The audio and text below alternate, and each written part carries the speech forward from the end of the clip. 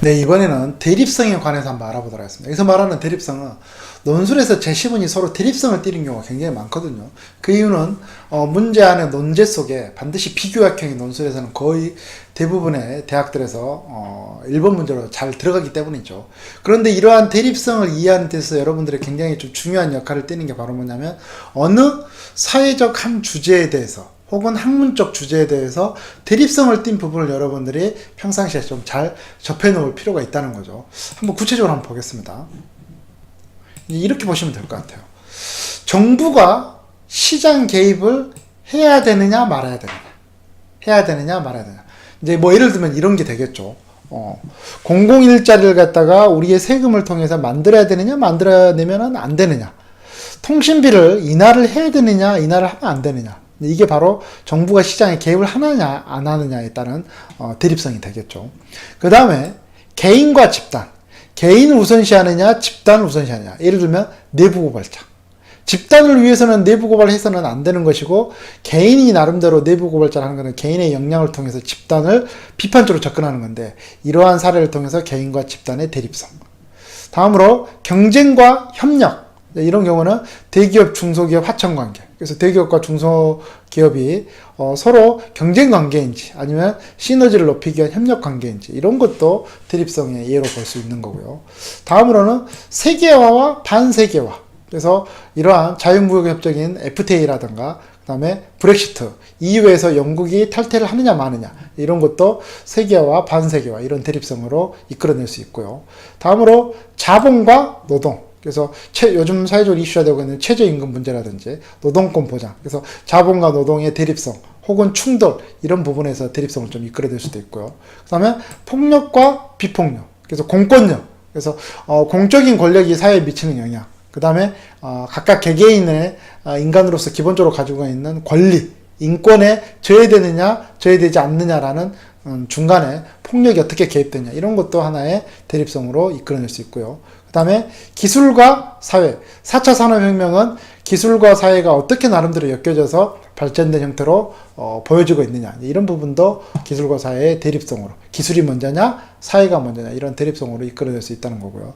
그 다음에 정보와 격차, 정보의 빈부격차. 잘 사는 사람은 정보가 높고 그다음 못 사는 사람들은 정보가 낮아서 그 격차로 인해서 사회의 양극화가 심해진다 이런 것도 정보와 격차에 관련된 이런 대립성으로 이끌어낼 수 있고요.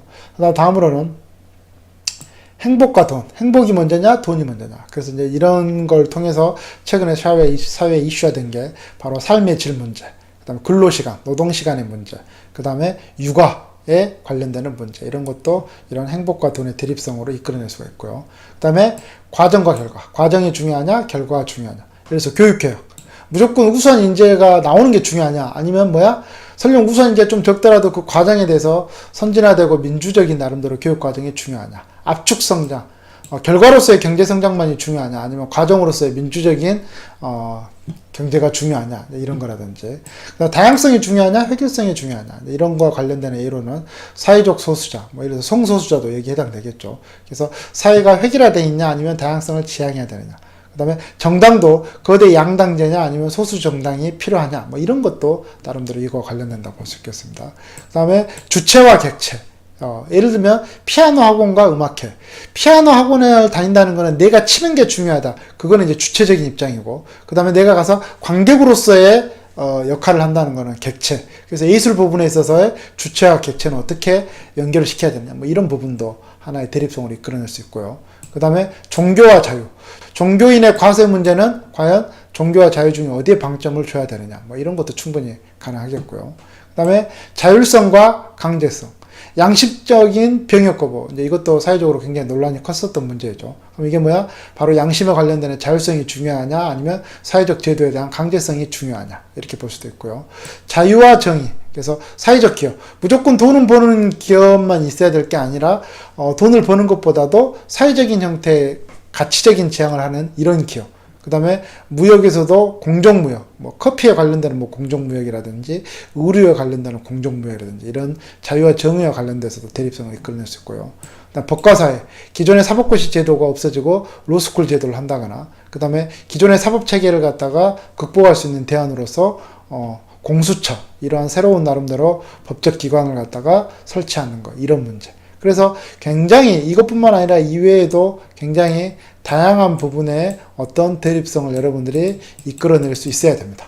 그래서 논술에서는 이러한 나름대로 대립성을 여러분들이 잘 인식하게 되면 의외로 논술에 대한 답안의 질이 높아지고 그거에 대한 설득력도 높아질 수 있는 계기가 될 수 있겠죠.